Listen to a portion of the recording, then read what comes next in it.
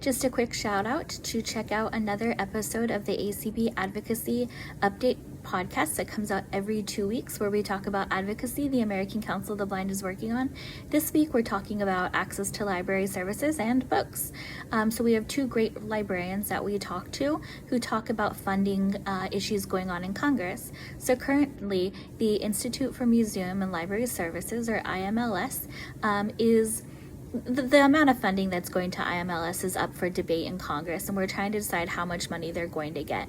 And this is important for a lot of reasons specific to the blind community, because National Library Services, or NLS, often work in tandem with IMLS services.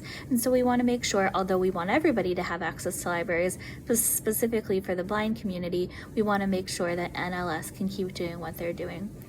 Similarly, Bookshare is also up for funding cuts, and most of us who are blind know what Bookshare is. We love Bookshare. We can go there and get all kinds of titles, and so Congress is looking at whether or not to keep funding it and at what level. So listen to this episode of the podcast this week to hear about what's going on in Congress and how we can help advocate to make sure that we can still have access to books, something we all need and love.